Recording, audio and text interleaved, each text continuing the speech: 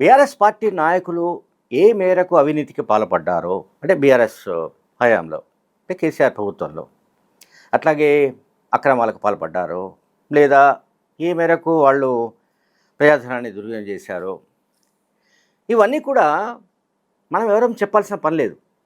కవిత సరిపోతుంది. కవిత తమ పార్టీలో ఎవరెవరు అవినీతికి పాల్పడ్డారు, ఆ అవినీతి సొమ్ముతో తనపై ఎట్లా దుష్ప్రచారం చేస్తున్నారో జస్ట్ ఆమె మాటల్లోనే మనం విన్నాం. ఆమె ఏం చెప్పారో వింటే మనకు అర్థమవుతుంది. ఏముందండి, ఓ ₹2 పడేసి సోషల్ మీడియాలో ఒక క్యాంపెయిన్ రన్ చేయొచ్చు. అది చేస్తున్నారు బాగా. అంటే కరప్ట్ మనీ ఎక్కువ ఉంది కాబట్టి ఇంటర్నల్గా చేసినటువంటి విమర్శల్ని తట్టుకోలేక నన్ను వాళ్ళు బయటేసి నన్ను ఏదో పార్టీకి దూరం చేసి వాళ్ళ పార్టీలో ఏదో గెయిన్ అవ్వాలని చూస్తున్నారు. అంతే తప్పితే ఇంకోటి లేదు. వారికి కేసీఆర్ మీద ప్రేమ లేదు, ఇంకేం లేదు. అధికారం కావాలన్న ఆలోచన మాత్రమే ఉంది వాళ్ళకు. అయితే కేసీఆర్ కవిత మాట్లాడితే మనం విన్నాం. ఆమె ఏం చెప్తోంది? బీఆర్ఎస్ పార్టీలో అవినీతి విపరీతంగా అవినీతి సొమ్ము వచ్చింది, అవినీతి సొమ్ము ఉంది బీఆర్ఎస్ పార్టీ నాయకుల దగ్గర. కాబట్టి వాళ్ళు అవినీతి సొమ్ముతో వాళ్ళు ఏం చేస్తున్నారు?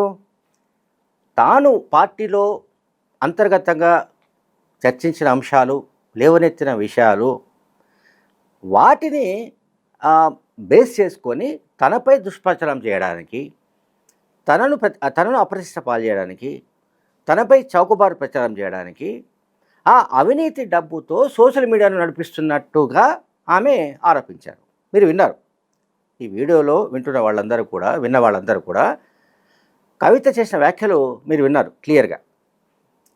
కరప్ట్ సొమ్ము ఉంది కనుక, అడ్డదిడ్డంగా ఉంది కనుక ఆ డబ్బును సోషల్ మీడియాకు పారేసి తనపై క్యాంపెయిన్ నిర్వహిస్తున్నట్టుగా చెప్తున్నారు.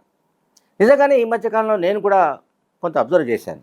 అంటే బీఆర్ఎస్ పార్టీకి సంబంధించిన వివిధ సోషల్ మీడియా ప్లాట్ఫామ్స్, అందులో ఆ సోషల్ మీడియా ప్లాట్ఫామ్స్ చాలా ఉన్నాయి, ఒకటని కాదు. వెబ్సైట్స్ ఉన్నాయి, యూట్యూబ్స్ ఉన్నాయి, అండ్ సరే యాజ్ యూజువల్గా ఫేస్బుక్ ఇటువంటివి కూడా ఉన్నాయనుకోండి. ఫేస్బుక్ అండ్ ట్విట్టర్ అంటే ఎక్స్ ఇటువంటివి ఉన్నాయి. అయితే ఈ మొత్తం ప్లాట్ఫామ్స్లో మెజార్టీగా వచ్చే అంశాలు ఏంటి అంటే కవిత పైన అటాక్, కవిత పైన దుష్ప్రచారం చేయడం, కవితను చౌకబారుగా నిందించడం, కవితను రకరకాలుగా ఆమెను అంటే ఆమె మొరేల్ దెబ్బతీయడానికి. అంటే కవిత ఆ పార్టీ వ్యతిరేక కార్యకలాపాలకు పాల్పడ్డారా లేదా అనేది ఒక సబ్జెక్ట్. పార్టీ వ్యతిరేక కార్యకలాపాలకు పాల్పడ్డారన్న అభియోగం పైన ఆమెను పార్టీ నుంచి సస్పెండ్ చేశారు. సో బీఆర్ఎస్ పార్టీ తనను వద్దనుకున్నది కనుక తనకు కూడా బీఆర్ఎస్ పార్టీ వద్దని ఆమె ప్రకటించింది. సో ఇక్కడ కవితకు బీఆర్ఎస్ పార్టీకి మధ్య కటిఫ్, సో సంబంధాలు లేవు. ఇదొక యాంగిల్. ఇప్పుడు ఇక బీఆర్ఎస్ పార్టీ వాళ్ళు చేసే చిల్లర పనులు అంటామా, లేకుంటే ఇంకా ఎటువంటి పనులు అంటామో మనకు తెలియదు, కానీ వాళ్ళు ఒకవైపు రేవంత్ రెడ్డిని టార్గెట్ చేసుకుంటూ రేవంత్ రెడ్డికి వ్యతిరేకమైన పోస్టులు పెట్టడం, రేవంత్ రెడ్డి ప్రభుత్వానికి వ్యతిరేకంగా పోస్టులు పెట్టడం, రేవంత్ రెడ్డి క్యాబినెట్లో ఉన్న మంత్రుల గురించి పోస్టులు పెట్టడం అనేది ఒక పద్ధతి. అది జరుగుతూనే ఉంది. అండ్ ఇప్పుడు ఈ మధ్యకాలంలో ఎమ్మెల్సీ కవిత పైన పెద్ద ఎత్తున ప్రచారానికి పూనుకుంటున్నారు. ప్రచారం అంటే దుష్ప్రచారానికి. అంటే ఆమె వల్ల ఒరిగేది ఏంది అనో, లేకుంటే ఆమె పోతేంది ఉంటేంది, ఆమెతో ఎటువంటి ప్రయోజనం లేదనో, లేకుంటే ఆమెతో ఆ పార్టీకి ఏ రకంగా కూడా మేలు జరగదనో, ఈ రకమైన కామెంట్లు ఈ సోషల్ మీడియాలో రావడమే కాకుండా కొంతమంది బీఆర్ఎస్ పార్టీకి సంబంధించిన మద్దతుదారులుగా చెలామణిలో ఉన్న మేధావులు అనుకునే వాళ్ళు, బీఆర్ఎస్ పార్టీకి సంబంధించిన దాని ఏమంటారు సుశిస్తులైన క్యాడర్, అంటే కేసీఆర్ భాషలో చెప్పంటే సిపాయిలు, ఈ సిపాయిలు కొంతమంది యూట్యూబ్ ఛానళ్ళలో మాట్లాడుతూ కవితతో అయ్యేదేం లేదు, పోయేదేం లేదు, ఆమె ఉంటేది పోతేది, ఆమె పోవడం వల్ల పార్టీకి ఏమాత్రం డ్యామేజ్ కాదు, నష్టం లేదు అని చెప్పడానికి శతవిధాలా ప్రయత్నిస్తున్నారు.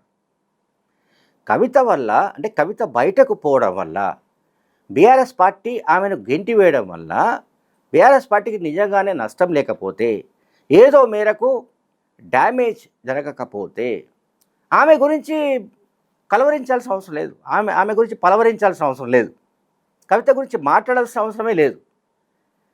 కానీ వీళ్ళు పనిగట్టుకొని కవిత గురించి దుష్ప్రచారం చేస్తున్నామనే పేరుతో ఆమెతో ఏ రకంగా కూడా పార్టీకి ప్రయోజనం లేదనో, ఆమె బయటికి పోవడం వల్లనే మేలు జరిగిందనో, ఆమె ఉంటే ఇంకా పార్టీకి నష్టం జరిగేదనో, ఈ రకమైన కామెంట్స్ చేయడం కానీ, లేకపోతే నేను చెప్పినట్టుగా ఈ బీఆర్ఎస్ పార్టీ సోకాల్డ్ ఏమంటాం మనం విశ్లేషకులుగా అవతారం ఎత్తి కొంతమంది బీఆర్ఎస్ పార్టీ కార్యకర్తలే వాళ్ళే సోషల్ మీడియా లో విశ్లేషకులుగా అవతారం ఎత్తి ఈ కవిత పైన దాడులకు పూనుకుంటున్నారు.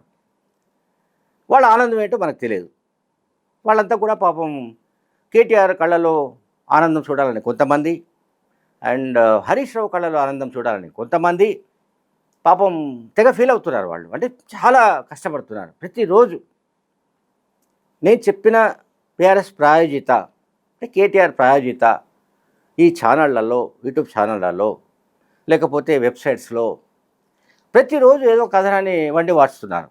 సరే, ప్రభుత్వం పైన వండి వార్చితే అర్థము పరమార్థము ఏదో అనుకోవచ్చు. కానీ కవితను కూడా వాళ్ళు రాజకీయ ప్రత్యర్థి అనుకుంటున్నారు.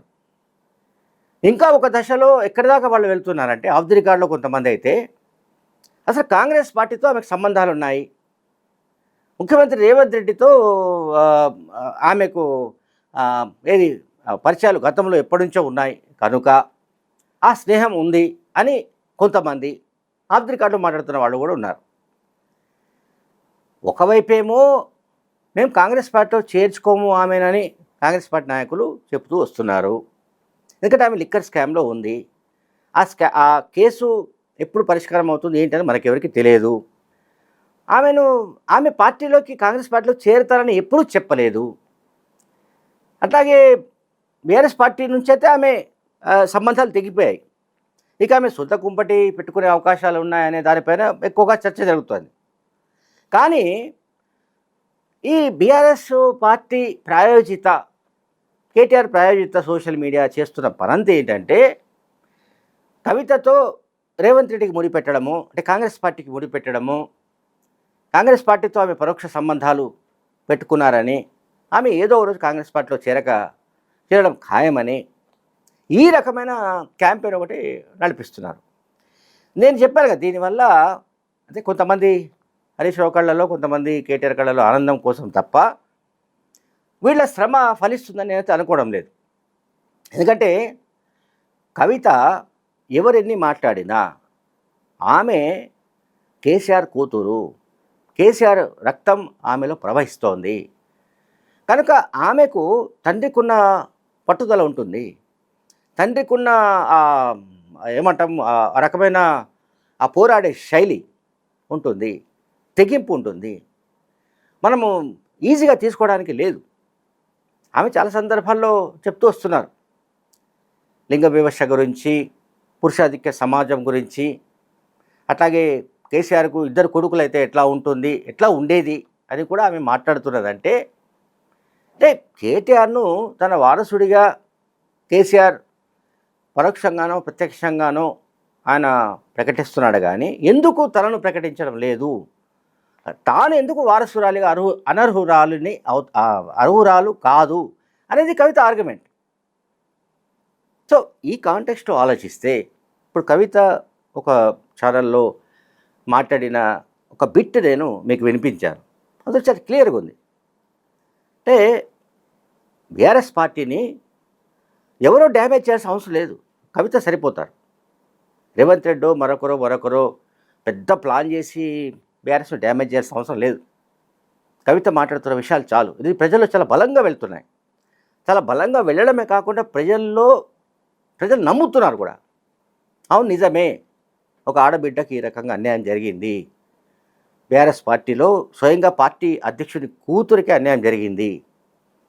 ఎందుకంటే కనుక ఈ పార్టీలో ఉన్న వాళ్ళు పెద్ద ఎత్తున అవినీతి సొమ్మును కూడబెట్టుకున్నారు కనుక ఆ అవినీతి డబ్బును ఈ రకంగా సోషల్ మీడియా ద్వారా కవితను అన్యాయం చేయడానికి, కవితను ఆ, రకరకాలుగా ఇబ్బంది పెట్టడానికి ప్రయత్నిస్తున్నట్టుగా ప్రజలు నమ్ముతున్నారు.